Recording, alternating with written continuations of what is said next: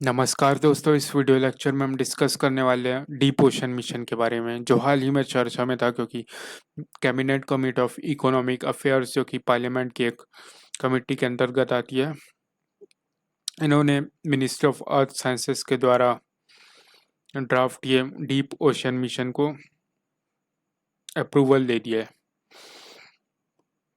तो deep ocean mission का blueprint ministry of earth sciences ने 2018 में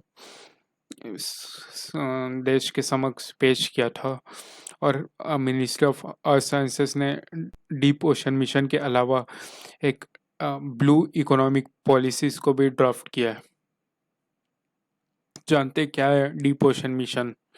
तो इस मिशन का मकसद है कि ओशन को के जो डीप सरफेस लेयर है, जहाँ तक जिस पे ज़्यादा रिसर्च नहीं हुआ है, वहाँ तक पहुँचना और वहाँ पर माइनिंग करना।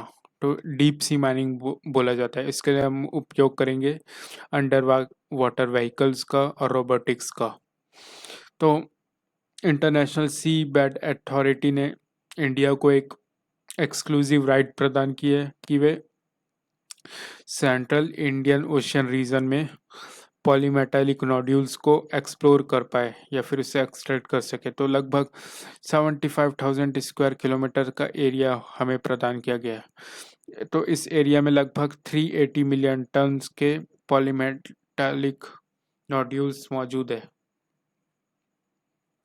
तो जो डेवलपमेंट है इसका, ये ocean climate change advisory service के अंतर्गत किया जाएगा। और इसका एक बहुत ही ज़्यादा एक इम्पॉर्टेंट पार्ट ये है कि हम सस्टेनेबल टेक्निक्स का यूज़ करें, ताकि जो ओशन की हेल्थ है उसे उस पर कोई असर ना हो, उसका कोई साइड इफ़ेक्ट ना हो ओशन के ऊपर, या फिर ओशन के इको सिस्टम में कोई पॉल्यूशन ना हो, कोई उसमें डिस्ट्रक्शन ना हो। तो जो पॉलीमेटेलिक नोड्यूल्स होते हैं, ये बहुत से अलग अलग मिनरल्स या मेटल्स से मिलकर बने होते हैं। तो इसमें लगभग 92.6 मैट्रिक टन की क्वांटिटी के मैंगनीज मौजूद है। फिर इसके अलावा कुछ क्वांटिटी में निकल, कोबाल्ट और कॉपर भी मौजूद है।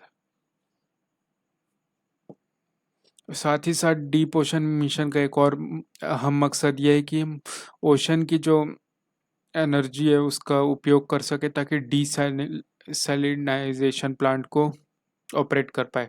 तो ओशियन थर्मल एनर्जी का उपयोग करना। फिर इसके बाद जो एक वाटर की एक स्पीशीज होती है, अंडर वाटर एक स्पीशी होती है क्रिल, उसकी फिशरी करना, जो कि साउदर्न ओशन में मौजूद है।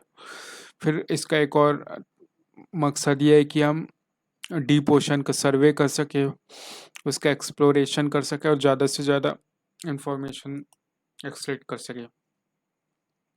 तो इसका एक एस्टिमेटेड कॉस्ट लगाया गया कि लगभग अनुमान लगाया गया लगभग 4,000 करोड़ खर्चा आने वाले अगले 5 सालों में, और इसे फेस वाइज अलग अलग फेसेस में इम्प्लीमेंट किया जाएगा। तो जो मिनिस्ट्री ऑफ अर्थ साइंसेस है, ये क्या होगी, एक नोडल मिनिस्ट्री होगी, एक पीक मिनिस्ट्री, टॉप मिनिस्ट्री होगी, जो कि एक मल्टी इंस्टीट्यूशनल एम्बिशियस मिशन को इम्प्लीमेंट करेगी। तो ये एक प्रकार का मिशन मोड प्रोजेक्ट है जो ब्लू इकोनॉमी इनिशिएटिव को सपोर्ट करता है गवर्नमेंट ऑफ इंडिया के। तो ब्लू इकोनॉमी एक प्रकार का ड्राफ्ट प्रस्तावित किया गया था मिनिस्ट्री ऑफ अर्थ साइंसेस के द्वारा, जिसका मकसद है कि हम ओशन रिसोर्स का एक सस्टेनेबल यूज़ कर सके, ताकि हम एक एफिशिएंट इकोनॉमिक ग्रोथ को हासिल कर पाए। फिर जो लाइवलीहुड है और जॉब्स है उसको इम्प्रूव कर पाए, जॉब्स जनरेट कर पाए। साथ ही साथ जो ओशन इकोसिस्टम की हेल्थ है उसे भी सस्टेनेबल टेक्नोलॉजीज़ का यूज़ करके मेंटेन रख सकें। तो अब तक जो डीप ओशन मिशंस की जो टेक्नोलॉजी है और एक्सपर्टाइज है, वो 5 देशों के पास मौजूद है, यूएसए, रशिया, फ्रांस, जापान और चाइना। और आने वाले 5 वर्षों में जब ये मिशन चलाया जाएगा तो इंडिया इतनी एक्सपर्टाइज हासिल कर लेगा कि वे इन छठवां देश बन जाएगा जो डीप ओशन मिशन को करने के कार्य कर रहे हैं। फिर जानते हैं इसके क्या मेजर कंपोनेंट है। तो सबसे पहले तो ये है कि हम ऐसी टेक्नोलॉजी को डेवलप कर पाए जो डीप सी माइनिंग कर सके, और साथ ही साथ मैन्ड सबमर्सिबल जो कि एक प्रकार की अंडर वाटर व्हीकल्स है, जो लगभग 3 लोगों को 3 पीपल्स को कैरी कर सके 6,000 मीटर के डेप्थ तक। और ये जो व्हीकल होगा इसमें क्या होंगे, सेंसर्स मौजूद होंगे और कुछ टूल्स मौजूद होंगे जो इन्हें आगे चल के स्टडीज करने में मदद करेंगे। फिर एक इंटीग्रेटेड माइनिंग सिस्टम डेवलप किया जाएगा ताकि हम पॉली मेटालिक मॉड्यूल्स को माइन कर सके।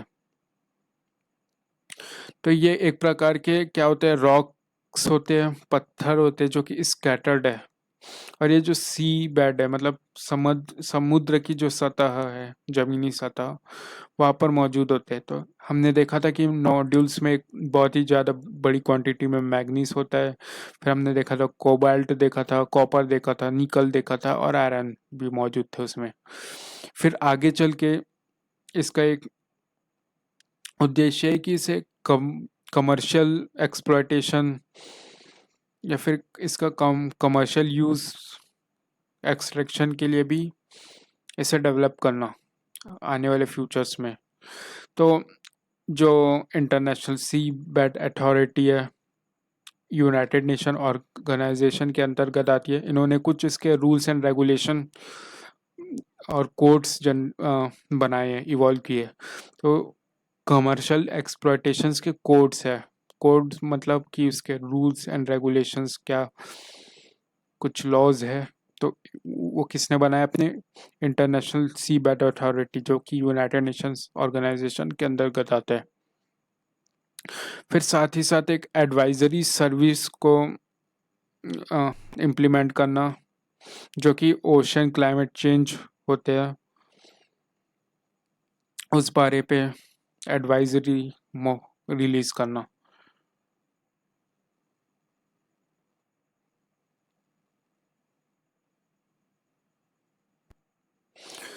तो ये क्या करेगा,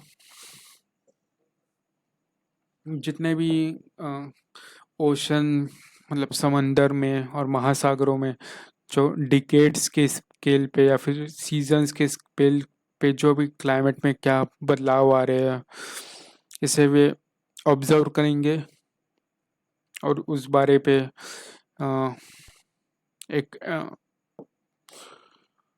इसकी एक बुकलेट मेंटेन की जाएगी इसके द्वारा। और फिर उन्हें उन पे रिसर्च करके आगे नई पॉलिसीज बनाई जाएगी या फिर नए rules and regulations, international forums बनाए जाएंगे।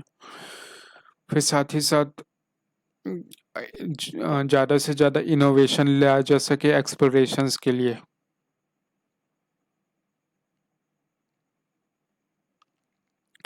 फिर हम क्या करेंगे, इसके अंतर्गत बायो प्रोस्पेक्टिंग करेंगे डीप सी फ्लोरा और फाइना की, जिनमें क्या होते हैं, माइक्रोब्स होते हैं, ताकि हम सस्टेनेबल यूटिलाइजेशन कर सके डीप सी बायो रिसोर्सेस का। फिर हम करेंगे डीप ओशन सर्वे और एक्सप्लोरेशन। तो ये एक्सप्लोर करेगा और आइडेंटिफाई करेगा पोटेंशियल साइट्स को मल्टी मेटल हाइड्रोथर्मल सल्फाइड्स के मिनरलाइजेशंस।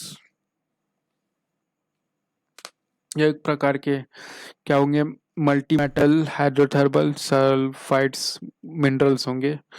इनके साइट्स को एक्सप्लोर करना, आइडेंटिफाई करना, जो कि कहाँ मौजूद होते हैं, पाए जाने के इनके आसार है। इंडियन ओशन के मिड ओशियानिक रीजन्स में इनके एक्सप्लोर करने का प्रावधान है। फिर क्या करना है, एनर्जी जनरेशन करना तो जो ocean thermal energy conversion power desalination plants बनाए जाएंगे,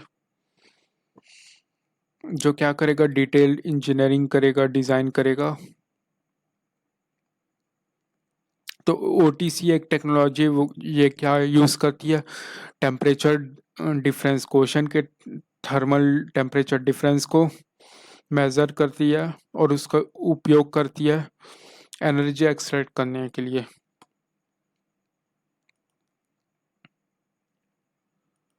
जैसे मान लीजिए ये ओशन है, तो ओशन का ये मान लीजिए अपर सरफेस है, और ये अ, लगभग 1 किलोमीटर नीचे, 1000 मीटर नीचे कोई और सरफेस है। तो मान लीजिए यहाँ सनरेज ज़्यादा हो रही है, ज़्यादा फॉल कर रही है, तो यहाँ इस एरिया का टेम्परेचर ज़्यादा होगा एज कम्पेयर टू इस एरिया के वाटर का। ये पूरा क्या है, अपना समंदर है। 1 किलोमीटर के रेंज में यहाँ कुछ और टेम्परेचर होगा, यहाँ कुछ। तो इन टेम्परेचर डिफरेंस की मदद से हम क्या करेंगे, ओशन ओशन थर्मल एनर्जी को कन्वर्सेशन करेंगे इसका। फिर साथ ही साथ क्या बनाया जा रहा है, मरीन स्टेशंस बनाए जाएंगे, ताकि हम ओशन की बायोलॉजी को स्टडी कर पाए और ह्यूमन कैपेसिटी को डेवलप करें। फिर ये क्या करेगा, अपने इंडस्ट्रियल एप्लीकेशंस पे रिसर्च करेगा और ऐसे प्रोडक्ट्स डेवलप करेगा जो कि इस प्रकार के on site business incubator facilities को एक्सेप्ट कर सकें। फिर जानते क्या सिग्निफिकेंस है इस डीप ओशन मिशंस का। तो जो ओशियंस है हमारे, वो क्या है, लगभग ग्लोब का 70% रीजन कवर करते हैं। हालांकि सिर्फ 95% ही डीप ओशन को हम एक्सप्लोर, सिर्फ 5% डीप ओशन है उन्हें, उनके बारे में हमें जानकारी है। लेकिन एक बहुत बड़ा हिस्सा, लगभग 95% हिस्सा है जिसको हम अभी तक एक्सप्लोर नहीं कर पाए। वहाँ पर किस प्रकार के जीव जंतु है, वहाँ कैसे कैसे ओशन सरफेस है, क्या वहाँ की प्रॉपर्टीज़ है, इस बारे में हमें कोई जानकारी नहीं है। तो सोचिए कि अर्थ का एक कितना बड़ा हिस्सा है जो अब अभी तक हम एक्सप्लोर ही नहीं कर पाए हैं। तो अगर हम पर्टिकुलर भारत के बारे में देखें, तो भारत का लगभग 3 हिस्सा है, तीन भारत के भारत तीनों तरफ से साउदर्न इंडिया में ओशन से घिरा हुआ है, और लगभग देश की 30% आबादी है जो कि कोस्टल एरिया में रहती है। और ये ओशन एक प्रकार से एक मेजर इकोनॉमिक फैक्टर होते हैं, जो कि फिशरीज को सपोर्ट करता है, फिर एक्वाकल्चर को सपोर्ट करता है, टूरिज्म सपोर्ट करता है, लाइवलीहुड्स को सपोर्ट करता है, और साथ ही साथ ब्लू ट्रेड्स को सपोर्ट करता है। भारत की लगभग 7517 किलोमीटर की लंबी कोस्ट लाइन है, जहाँ पर लगभग 9 कोस्टल स्टेट्स इसके अंतर्गत आते हैं, जिनमें आता है हमारा वेस्ट बंगाल, फिर उसके नीचे उड़ीसा, आंध्र प्रदेश, तमिलनाडु, केरला, कर्नाटक, गोवा, महाराष्ट्र, फिर गुजरात। अब जो गवर्नमेंट ऑफ इंडिया का विज़न है कि 2030, हाँ, गवर्नमेंट ऑफ इंडिया का विज़न ऑफ इंडिया है 2030, जो कि अनाउंस किया गया था गवर्नमेंट ऑफ इंडिया ने फरवरी 2019 में। इन्होंने अपने जो 10 कोर डायमेंशन है ग्रोथ के, उसमें ब्लू इकोनॉमी को रखा है। फिर जो ओशियन है, ये एक प्रकार का एक स्टोर हाउस है फूड्स का, एनर्जी, मिनरल्स, मेडिसिन, और ये वेदर मॉड्यूलेटर्स के लिए भी तरह काम करता है। फिर ये क्लाइमेट से इसके कुछ रिलेशंस हैं। और फिर यहाँ पर जो अर्थ की लाइफ है वो भी अंडरपिन है यहाँ पर। अब अगर हम इम्पोर्टेंस को कंसीडर करें सस्टेनेबिलिटी के एस्पेक्ट से, अगर हम देखें तो यूनाइटेड नेशंस ने जो ईयर है, डिकेड है ईयर 2021 टू 2030। इसे क्या घोषित किया है? Decade of ocean science for sustainable development. Decade of ocean science for sustainable development. तो इससे हम जान सकते हैं कि ओशन साइंसेस पे इस वक्त दुनिया कितना ज़्यादा फोकस कर रही है। दुनिया के विभिन्न विभिन्न देश इस वक्त ओशन साइंसेस पे कितना ज़्यादा फोकस करें, ताकि हम अपने अर्थ का और से ज़्यादा एफिशिएंट एक्सप्लॉयटेशन कर पाए, और अ, जो क्लाइमेट चेंज आ रहे हैं उनसे उनका सामना कर सके। तो आज के वीडियो लेक्चर में इतना ही। धन्यवाद। हाँ, इससे पहले कुछ और हम इनिशिएटिव्स को देखते हैं। ब्लू इकोनॉमी के लिए क्या इनिशिएटिव है? तो इंडिया नॉर्वे ने एक जॉइंट टास्क फोर्स डेवलप किया है। इसे 2020 में इनॉग्रेट किया गया था। फिर जानते सागरमाला प्रोजेक्ट। तो ये एक स्ट्रेटेजिक इनिशिएटिव है इंडियन गवर्नमेंट का, जो कि क्या करता है? पोर्ट लेड डेवलपमेंट करेगा। और साथ ही साथ इसमें बहुत अधिक आईटी सर्विसेज का उपयोग करना, ताकि पोर्ट्स को और ज़्यादा मॉडर्नाइज कर पाए। फिर जानते क्या है ओ स्मार्ट? ये एक अम्ब्रेला स्कीम है, जिसका एक एम है कि ये ओशंस को रेगुलेट कर सके, मरीन रिसोर्सेस को सस्टेनेबल डेवलपमेंट के लिए जो इसके पिलर्स है उस पे कार्य करे। फिर जानते क्या है इंटीग्रेटेड कोस्टल जोन मैनेजमेंट? तो ये फोकस करता है कोस्टल और मरीन रिसोर्सेज के कंजर्वेशन पे, और लाइवलीहुड अपॉर्चुनिटीज़ को जनरेट कर पाए कोस्टल कम्युनिटीज़ के लिए। फिर क्या है नेशनल फिशरीज पॉलिसी? तो इंडिया की एक नेशनल फिशरी पॉलिसीज है जो प्रमोट करती है ब्लू ग्रोथ इनिशिएटिव का। तो ये फोकस करती है sustainable utilization of fisheries wealth for marine and other aquatic resources. तो आज के वीडियो लेक्चर में इतना ही। धन्यवाद।